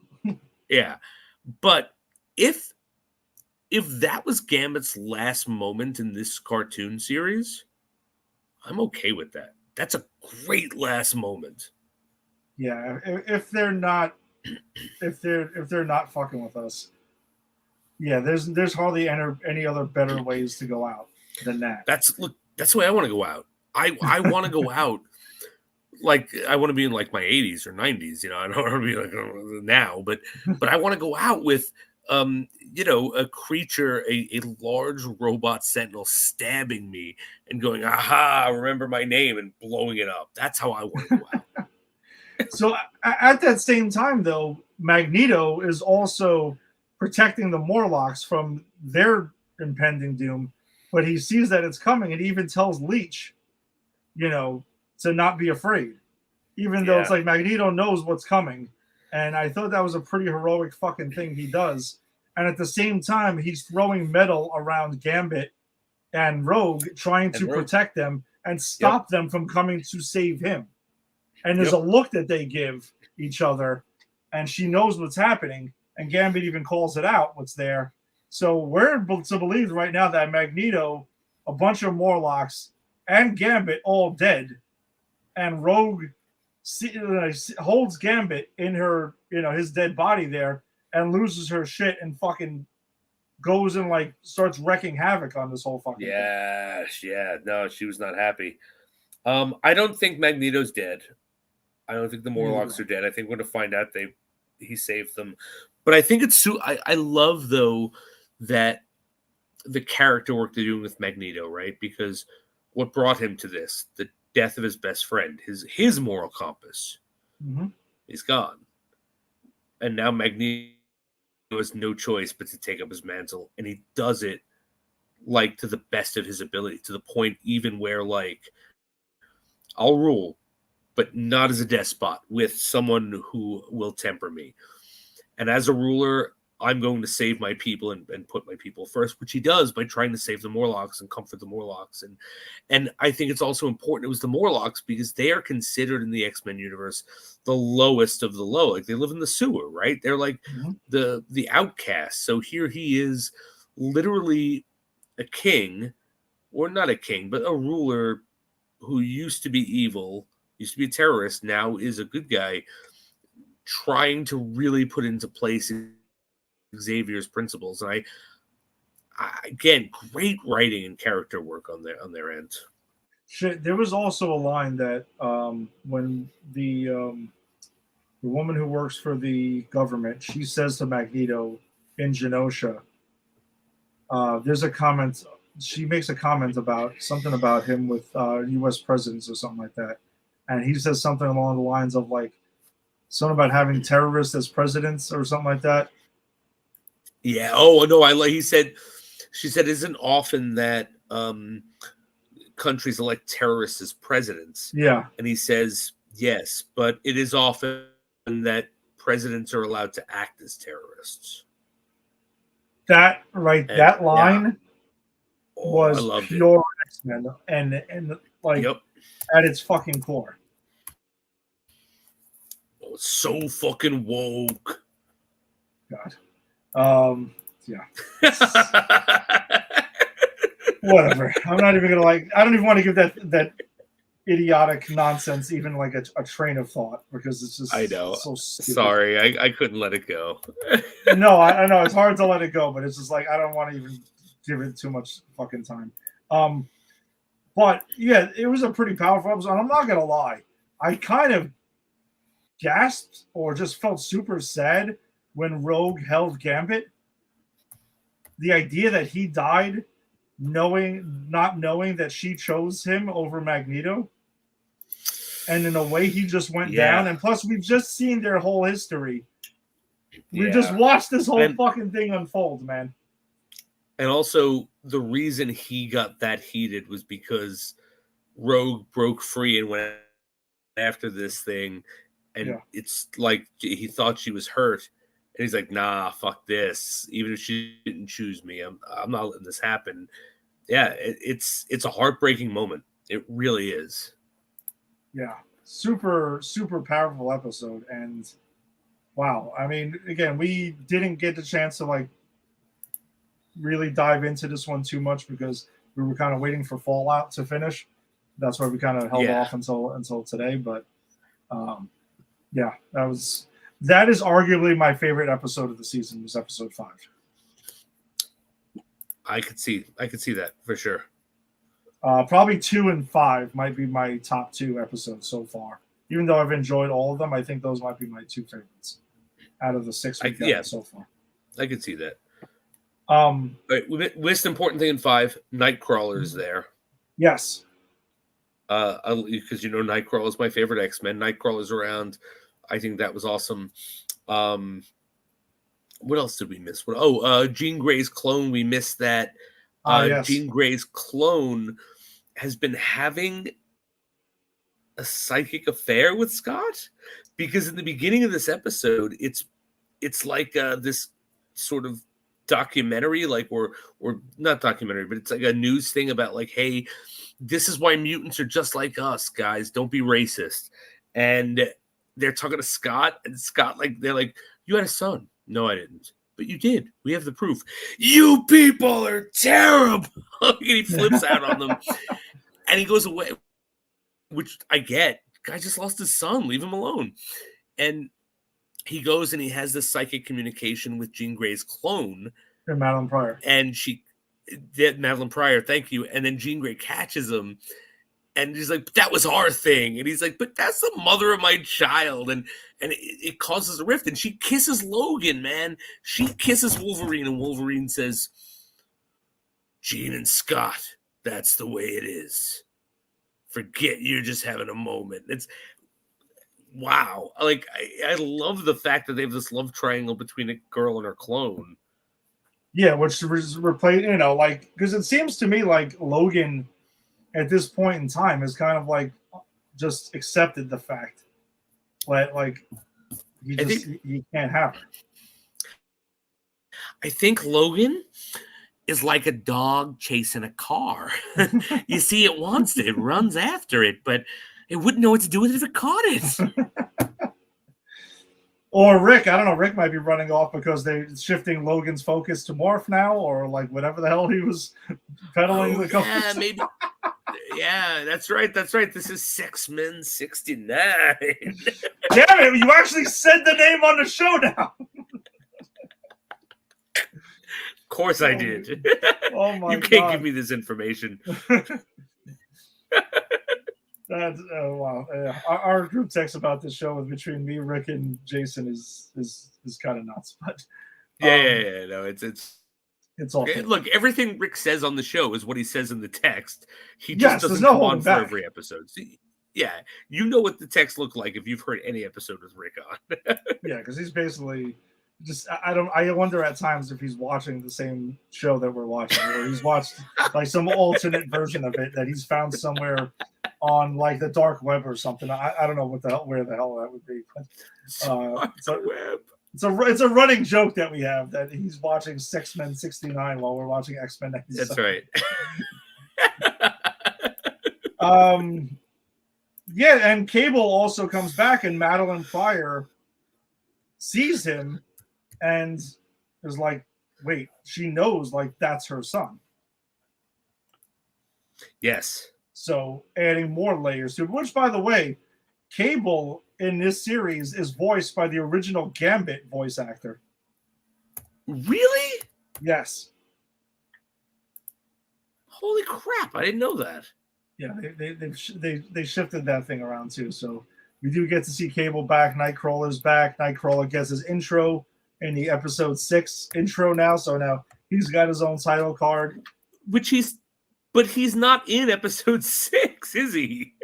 Yeah, I don't know. I thought that was a little bit weird that that's the case. Like, is he part of the team now? Is that what you're saying? I don't know. Which I'm fine with. I love my Nightcrawler, but don't put him in the opening and not put him in the show. Yeah, might as well just put Colossus in too then. Exactly. All right. So, anything else on episode 5 before we shift to 6? Yeah, I think that's all I got. All right. So today, episode 6, we actually get a shift to find out what the fuck happened to Charles Xavier. So it picks up in the Shi'ar, where Deathbird, who is Lilandra's sister, and the Imperial Guard encounter Ronan the Accuser and the Kree. They're having their whole throwdown. She's looking for the Supreme Intelligence. So again, this is different from the Sacred Timeline that we're, the MCU basically calling it the Sacred Timeline there. Mm-hmm. There's also a Vulcan cameo that's in there, who is also a relative of one Scott Summers as well. Oh, I didn't even catch that one. It's very brief. So it's I don't know if it's like necessarily blink and you miss it, but it is there. His name is Gabriel Summers.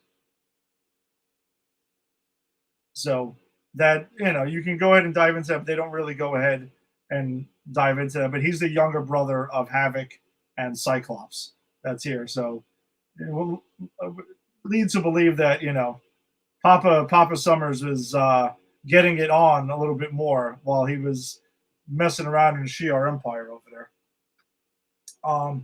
But that whole thing is interrupted by a video message of Lilandra, who's basically announcing to the whole Shi'ar that she is going to marry Charles Xavier and that she's found who's going to be their new king. And Charles walks out in a suit of armor there, and he has mechanical legs, and they're pretty much propping themselves up there. But then they, and that's announced to the whole Shi'ar. But then they kind of go back and they're having a private conversation about, families and stuff like that. And like Charles is asking about, hey, did you ever think about maybe we move to Earth after we do this thing and we rule from there? And she even calls him out on it, like, Charles, you need to work on your whole, hidden agenda type thing. And right. But she calls out Charles though, saying, hey, your family, the X-Men, are always surrounded by drama. And he fucking flips it on. Is like, well, your brother almost destroyed the whole universe with the fucking Emron crystal. Yep. Eh? Yep. Who's got a more fucked up family, huh? Exactly. But the episode does cut back and forth, though, and that takes us to we catch up with the adversary, because the title of this is Life Death Part 2. So it was the second half of that episode that we were there. Right. Now, is this a character? Is this a character from the comic book, The Adversary? I'm not familiar with them. No, he is. Okay. This whole arc between Forge, Storm, and the Adversary are in the comics, but for the sake of the show, they do speed it up quite a bit, so they kind of just get to the meat and potatoes of this thing. But when we find out, we catch up with them, the Adversary is torturing Storm with haunting images of the X-Men and stuff like that, and basically, her own words that she used to Jean, saying, that she wondered what it was like to be human, and now she is basically living out what that's like, and is just drawing on her fear, because that's what he's feeding off of and stuff like that. So I know we theorized a little bit that this might be the one and the same in the Shadow King, but definitely two different characters. No, I don't think they're one and the same. Absolutely at this point. Yeah, that's definitely puts a rest in this episode. So Forge, though, kind of saves the day and uses some magic, what does look like kind of something Doctor Strange was having, like the way it looked very similar to me. Absolutely. And is Forge a magic user? Like, I don't know anything about Forge, so I'm not like, this is bullshit. I'm like, is Forge a magic user in the comic? Not that I'm aware of, but I'm just going to chalk it up to his mutant ability of being able to like access parts of the brain and learn shit and kind of make it happen. Okay, you're right. That is his mutant power.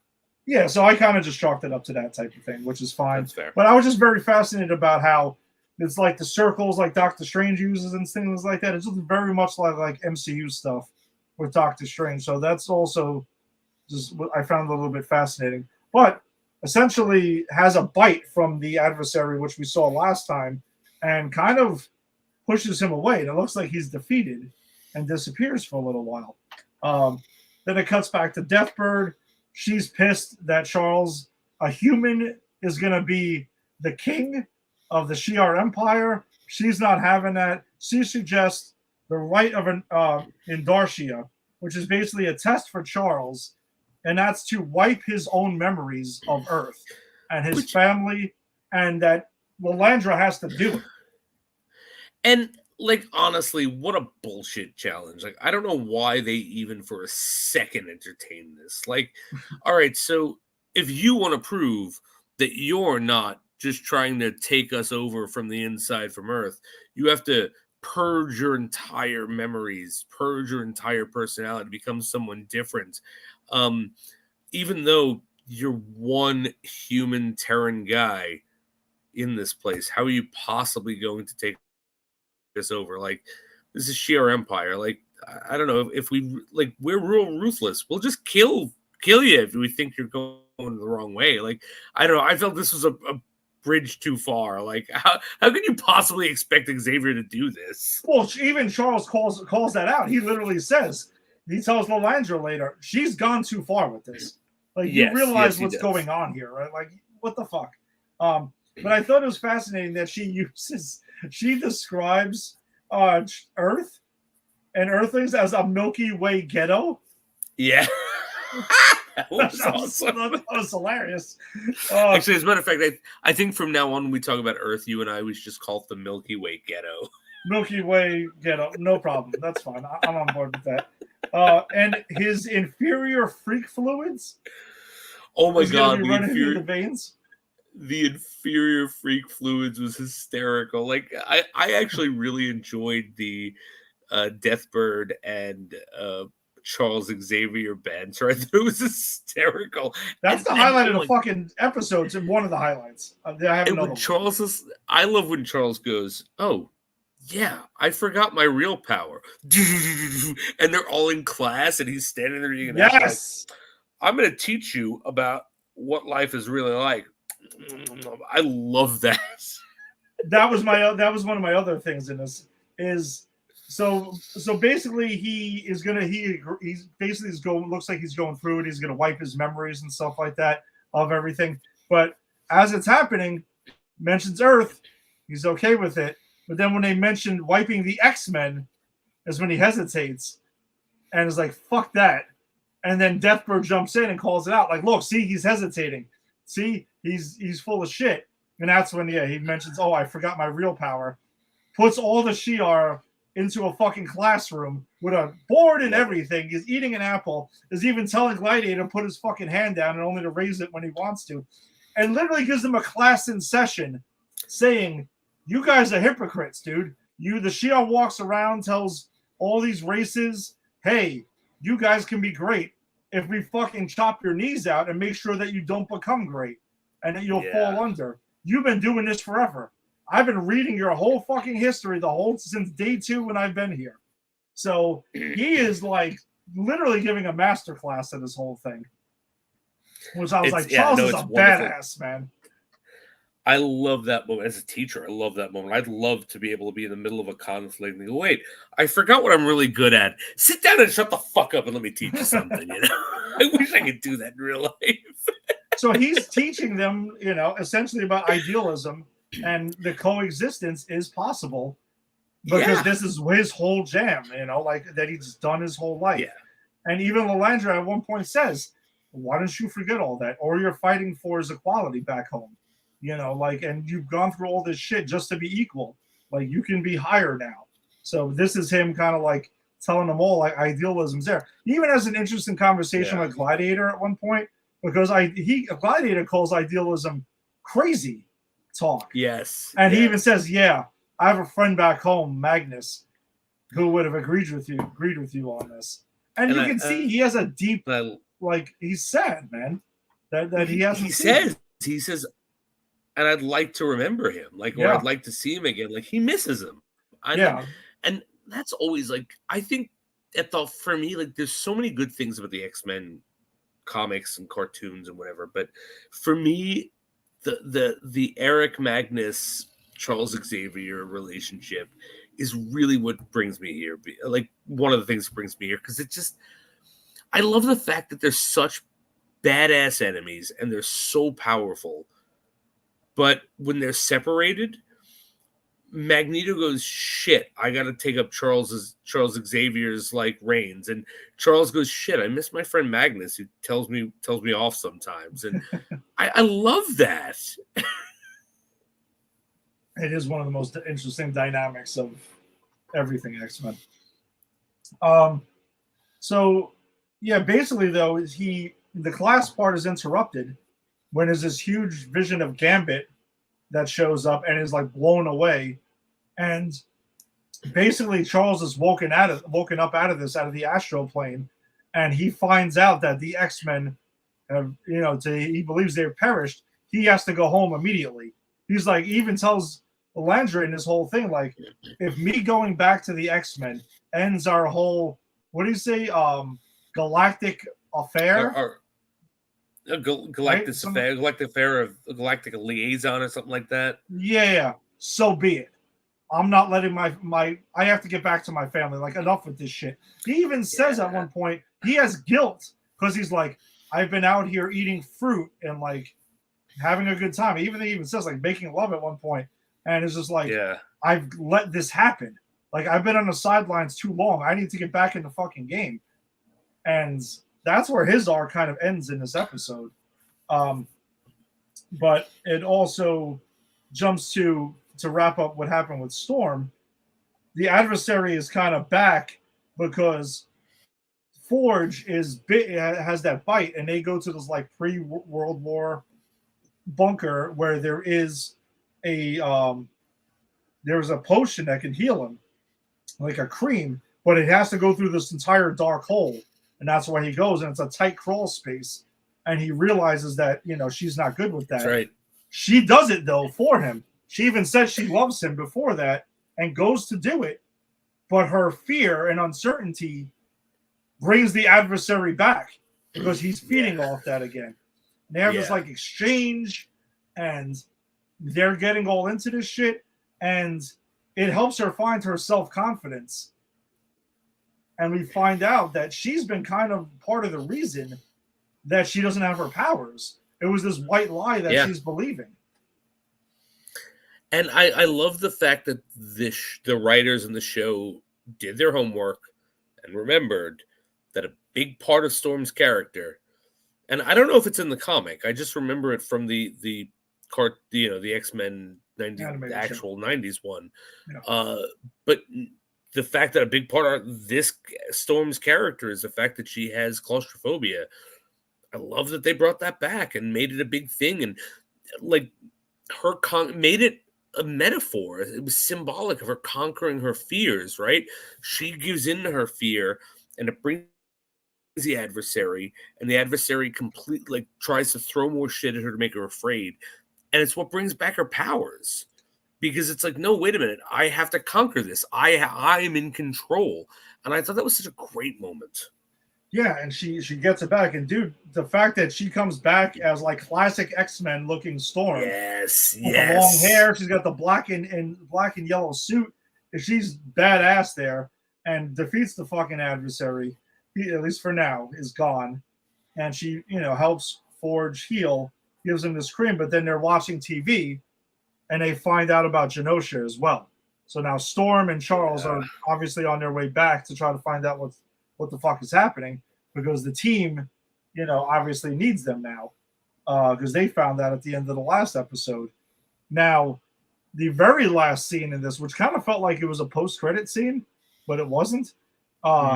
Trask is running, and it confesses that he gave his DNA to someone to have access to Master Mold, and we find out that person is Mr. Sinister. Yep. Which is interesting, because Sinister's always, I think Sinister's been the main villain of these cartoons. Like, there have been many villains, but he's been the big villain. So I love that they bring him back like this, and it's like, oh wait, he's killing mutants now? Okay, what the fuck is he up to? Yeah, because he's always got some sort of crazy shit going on with him, and I guess you could say he's pretty much been the villain of this entire season. I think he's been the villain of this entire series. Yeah, except for except for season 5.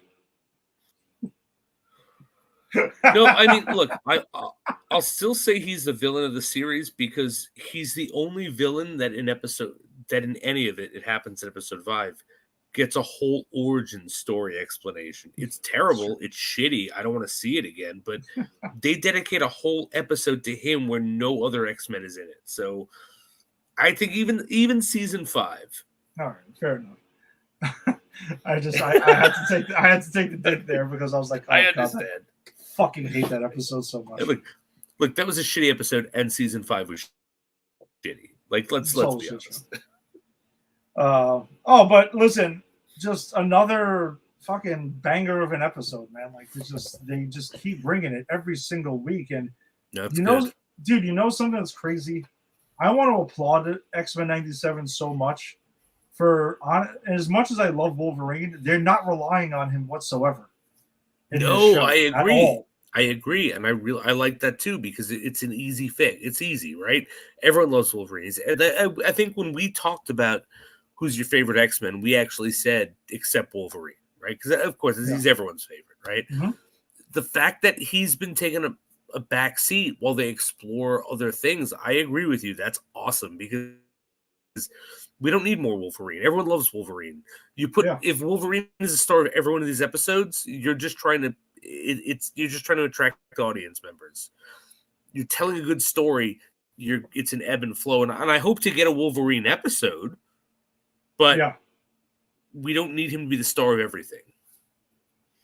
And I agree. And I have a feeling that before this season is over, Wolverine is definitely going to be a bit more present in what's going on. But I do like the fact that they're giving time to adapt some other comic story arcs here, that they never got a chance to touch before, and they can touch now, being that this show is it's not a Saturday morning kids cartoon, right? Like this one is, the X-Men 97 is a bit more adult than the original series was.